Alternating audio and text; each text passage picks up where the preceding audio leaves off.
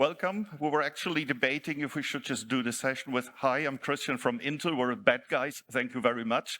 But I think actually we have something to tell here, and Thibault was just saying this is about hardware, but it actually is not. So we're trying to talk about software and a little bit of hardware here. So I'm actually joined by Apoorv, who's hiding away. He's going to join me on stage for the IoT topics. But let me just give you an update what Intel is about. And I have to say, I'm a newbie to Intel myself. I joined about 1.5 years ago. I've been a software guy for 20 years and an Ubuntu user for almost 15 of those.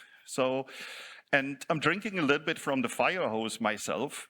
And it's interesting to be here at the summit and listening to all the developers that are around and just take the enablement of hardware features somewhat for granted as it comes through Ubuntu or other distros, but there's actually a lot of plumbing that happens in the back end. And if you look at Intel as a company right now, of course, we have a lot of hardware engineers, but we also have 20,000 software engineers at this point. And a lot of the obvious things like hardware enablement, drivers, and so on, that's been built by Intel. But you will also see there's a lot of contribution into open source that we actually do. And we've been, if you look since 2007, we've been the #1 kernel contributor to the Linux community. So there's really a lot of stuff that we do and a lot of change actually also that happens inside of Intel. Really embracing openness, open source, open ecosystems with the new leadership that came in place 1.5 years ago.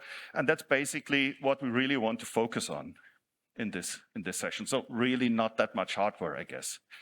So as I said before, a lot of this is about open ecosystem. That's a new theme that we have inside of Intel that we embrace from the leadership down to the various levels. And it obviously starts with open source, right?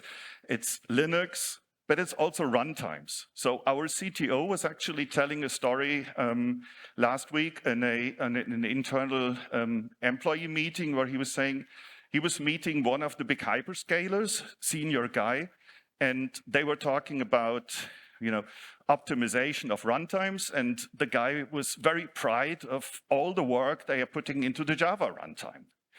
And our CTO was like, oh, that's cool. Let's really do something together in the spirit of open source. Let's meet, and would be great to get introduced to your teams so we can actually work together. So they pulled the manager of the Java team in, and our CTO was asking, like, what are you doing? What can we do together?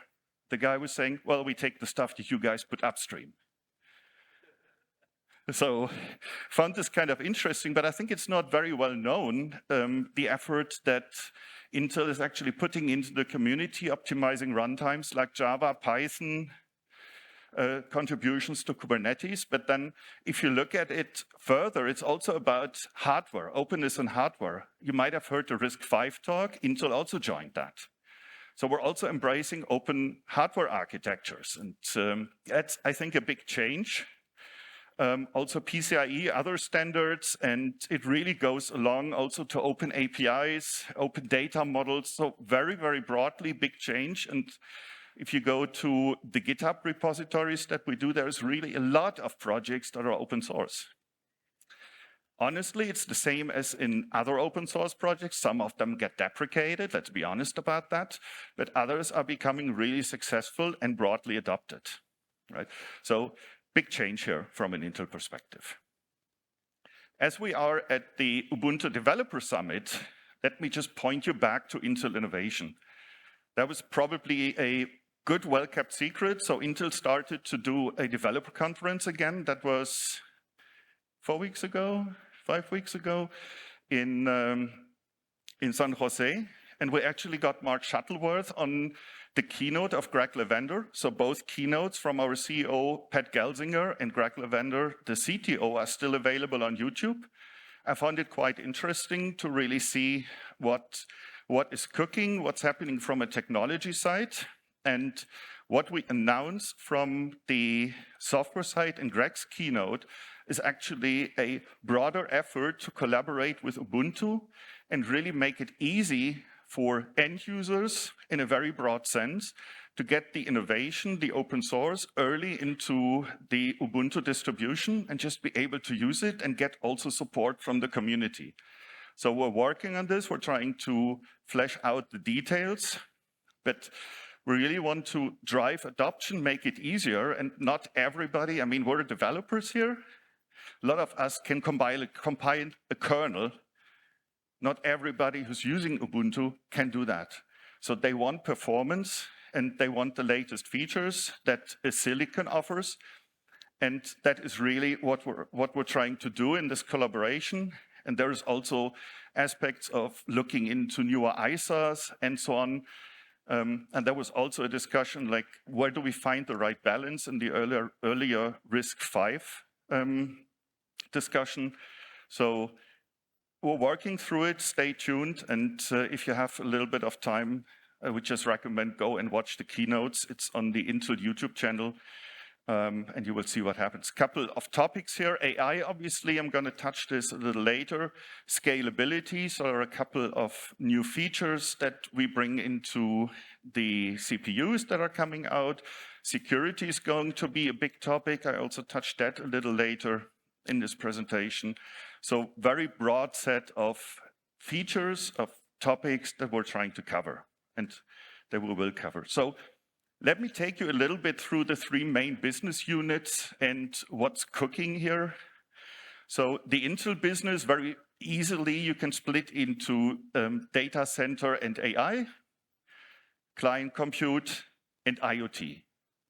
So when we look at data center from a CPU perspective, the next generation, the 5th generation of Xeon, and you've heard the DreamWorks presenter talking about how they render on Xeons, for example.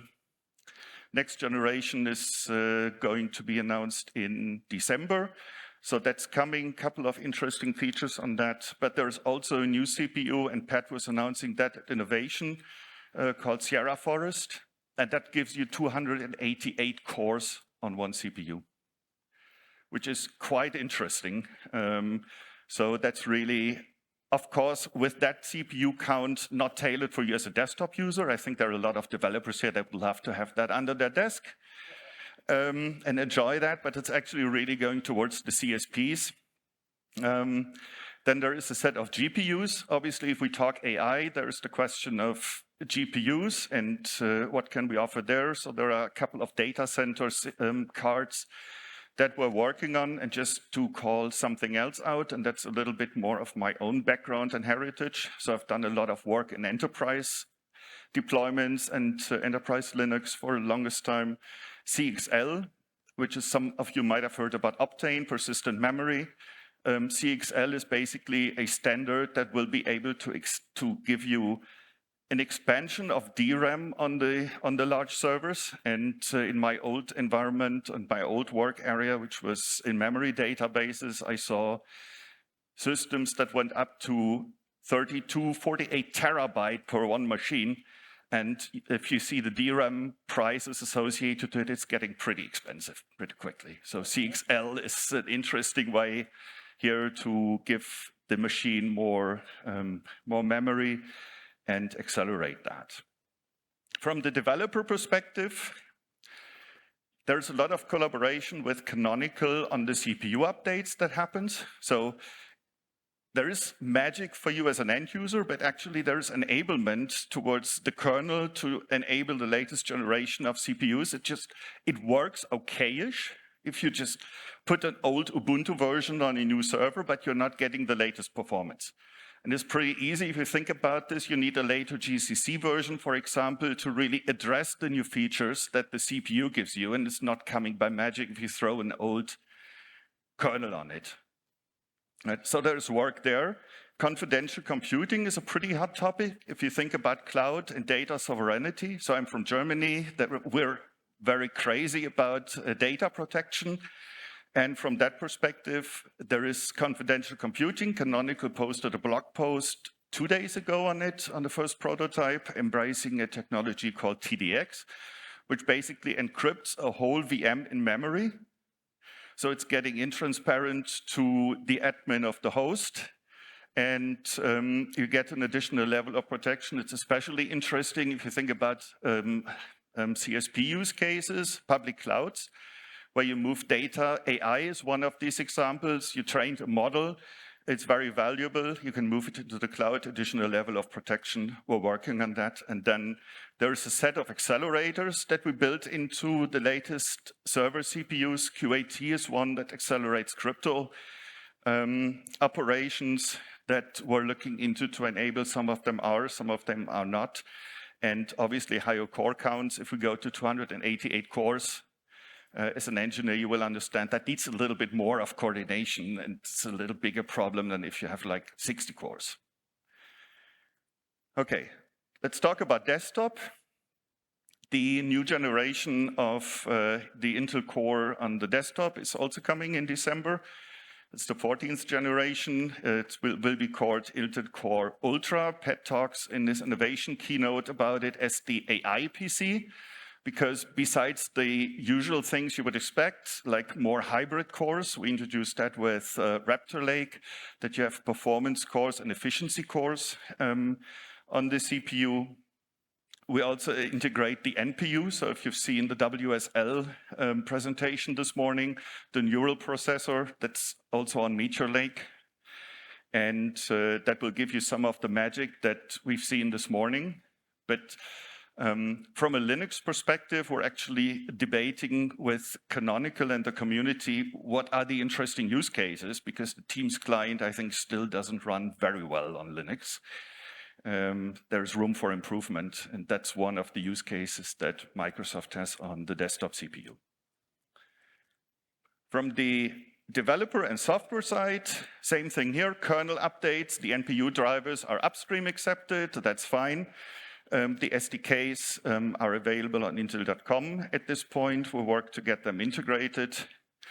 We're having an interesting discussion with Canonical on MIPI cameras, so find us if you suffer from that, and we can have a discussion on that. There is a new graphic driver underway, so the i95 driver is basically going to be revamped next year. That's at least the idea that we're working towards, and there is a public beta, if you haven't seen it, of Chromium that actually has hardware acceleration on Linux. So that was also, I think, on the Canonical blog.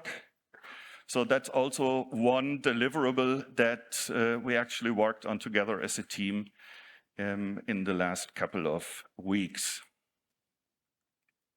Okay, and that gets us to the last business unit, which is the Network and Edge group. Basically, we don't have specific CPUs. It's the same, literally the same design with a few variations, but the cores are the same. So Meteor Lake and the 5th generation Xeon called Emerald Rapids, they will also be available for edge workloads. But obviously, there are specific edge use cases, one of which that's really interesting at this point is telco use cases. It's about liberation of the telco stack. So if you think about your cell phone provider, they basically go to one supplier and buy a whole stack. And there is a technology, Apurv is going to talk this a little more, called FlexRun that is giving you some flexibility, and there are dedicated CPUs with this whole idea of chiplets as a basic idea and a concept that accelerates telco and network workloads and addresses the needs that people have there in terms of network latency, network speed, compression, and so on. So that's all built in hardware, back to what I said before, right? Everything works somewhat in software. The question is, where is it more efficient? Am I building it in software? Am I using something that's built in hardware and I offload it from the CPU into an accelerator?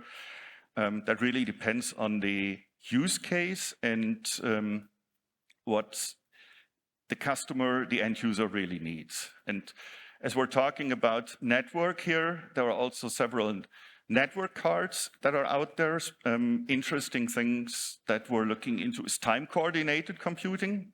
So we were actually hoping to have a demo, but it got shipped through Charles de Gaulle, and everybody who's taken a flight through Charles de Gaulle, there's a tendency of luggage getting lost, and that happened to our demo as well. So That was a nice thing of showing time-coordinated computing here and basically making sure that real-time use cases are also supported by hardware and not only by pinning a process on one core on the CPU. And then there is a new interesting family of NICs arising, which is IPUs, intelligent NICs, that have their own ARM core on it, basically, and you can run your own Linux distribution and influence the network routing right on the network card instead of doing this in the OS. So optimization, it's something that CSPs rely heavily on, but that's also a discussion we're having. Apurv, come up. So thank you, Christian. So I hope you guys haven't yet got bored by listening to all the hardware updates that Christian was giving. So I'm here all the way from a tropical country, from an island called Penang. Took 30-hour flight to reach to Riga. And I'm here to acknowledge our partners, our ecosystem partners. So we have Cindy, VP of Silicon Alliance. Over here, we have Stefan, architect. So all of you know about Ubuntu, but do you know there is a IoT optimized Ubuntu as well?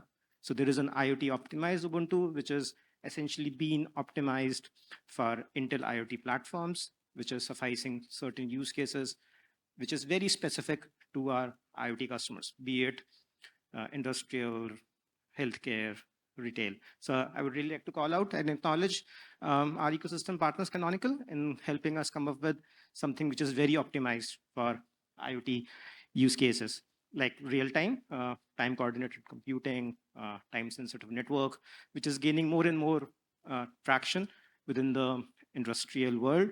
We are further working with Canonical to enable other features like graphics virtualization and Intel AMT technologies. I would like to specifically call out two softwares over here. One is FlexRAM, which is essentially helping change the way telco industry works. We are trying to move telco, which is essentially a fixed function hardware technology, towards more virtualized technology where telco workloads can be run on normal hardware, not essentially a fixed function hardware, which right now is happening. So that's a big shift in the telco industry that is coming with the Intel FlexRAM technology. And last but not the least, I would like to introduce Project Strata. So this is a edge-native software platform which will have end-to-end capability in terms of scaling any AI applications running at the edge. So it will have a hardware layer which will have enablement of all latest Intel hardware and technologies. It will have an infrastructure layer which will deliver fleet management, telemetry, observability, onboarding, so which will really help our customers scale at scale. It will have a edge AI runtime supported by OpenVINO. So OpenVINO is an AI toolkit by Intel. It is public. It is open. It supports right now x86, but we are going to extend it to support ARM as well. So it is going to support multiple architecture. So if you haven't yet checked out OpenVINO, I would strongly urge all of you to go ahead and see OpenVINO and its capabilities. It provides a lot of good capability when it comes to creating your AI applications. On top of it, there is going to be a vertical solutions layer. So Intel has a lot of solutions which are catered to different verticals. It could be industrial, it could be healthcare, it could be commercial. There are a lot of vertical solutions. So that vertical solutions will also be bundled up as part of this Project Strata.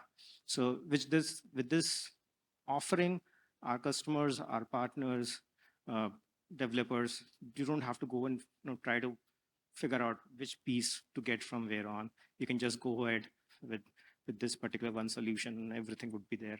And I think I don't need to mention, but all of this will be supported on Ubuntu.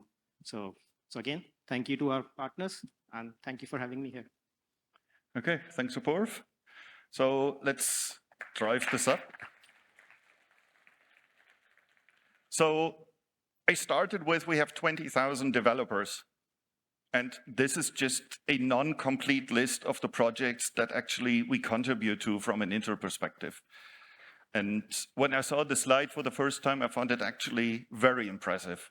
So there is a lot of the various projects that I think most of you are using when you develop that actually Intel contributors are around, or we have a driving position in these different projects. So it starts from video codecs, firmware BIOSes, but as I referenced before in the earlier discussion, there's optimized versions of Java, Python, and so on. A lot of this available through the Intel website, but as I said, we're really working with Canonical to make as much of that available as part of the base distro and give you an easy way to get it and have it integrated and completely tested.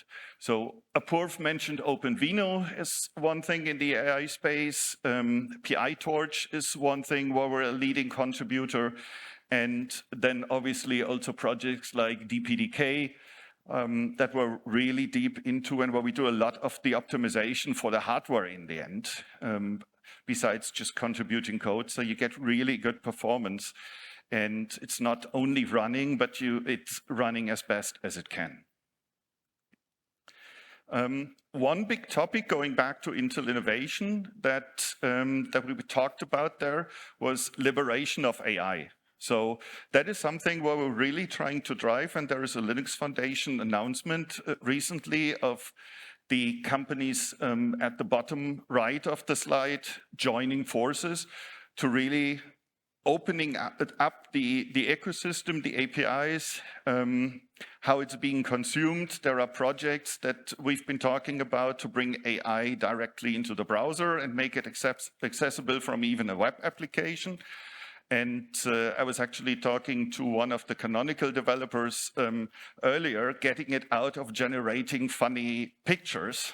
I feel a little embarrassed not having funny pictures on my CPU and developer slides, but we were trying to generate a few pictures for the CPU code names that Intel had, and we should have just put that on. That would have been pretty interesting and funny. But now actually taking it from that use case into really broader adoption, and we'll see where it goes, and let's see how it develops. But as I said, PyTorch is one of the key projects that we're driving.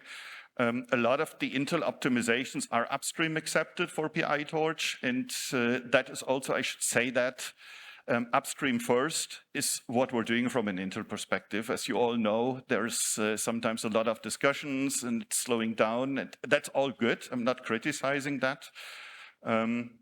But I think, and I was saying that in another discussion, right? If you have something that works and you can get it out for people to try, I'd rather have you guys coming at me and tell me where we fail than just building something that's completely going in the wrong direction.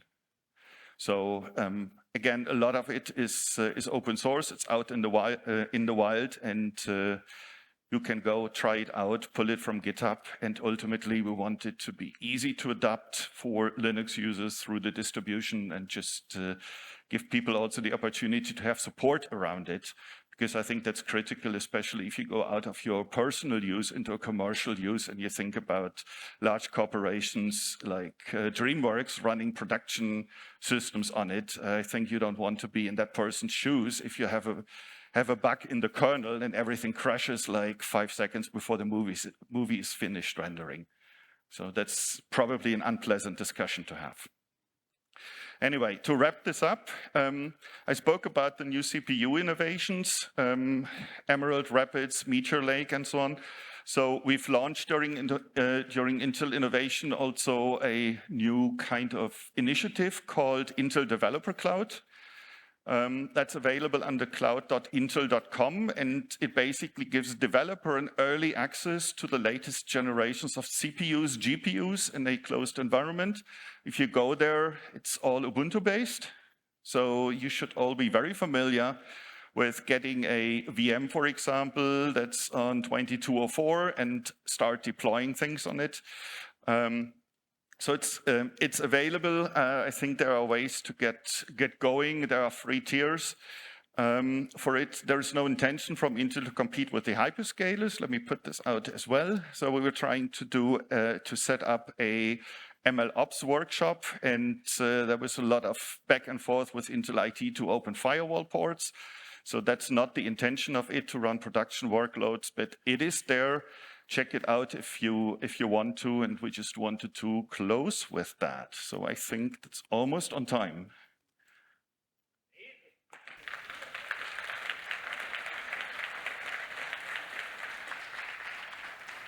We might have time for 1 or 2 questions. We are around, find us, and there is also Ali behind there. Just wave your hand. So he's the 3rd Intel person. Find us around. You might see us at the party. We'll see. Quick question up there. Mike is going from behind. You mentioned IoT applications. Is Intel doing anything with the Matter specification? Do you know that? You could probably answer. Can you elaborate a bit? What do you mean by Matter specification? Yeah, so the Matter specification is a new protocol for IoT devices. I'm just wondering if Intel has any open source work going into that open source specification. So I personally am not aware about this specification. Probably we can meet afterwards and then can talk more about it, what exactly it is. It's such a wide field and there's so many things. So it's difficult to keep track of everything out there. But I'm pretty sure there should be something as part of our portfolio. Thank you. If you're interested in Matter, there are a few people who are in this space here. So I'm sure we can introduce you to someone who does. And I vaguely remember a discussion around it. So I think Apurv is right. The additional question, well, I think our Cindy.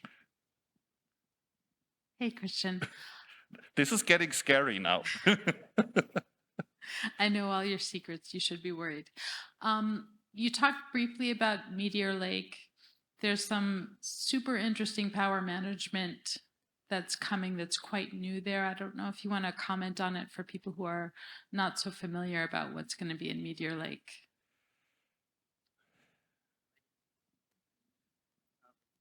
So Intel has Intel Energy Efficiency Architecture, which is an AI-based implementation that is going to be introduced with Meteor Lake. So it's going to be able to deliver 20 to 25% higher performance comparative to previous generation. And when we run workloads, we should be able to intelligently power up as well as get into low power state.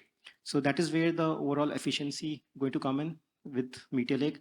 Processor will be able to get into the higher efficiency state, higher power state, and then quickly get into the lower power state, delivering overall better power management across multiple use cases and multiple workloads. So that's what Intel Energy Efficiency Architecture does for Meteor Lake. Thank you both.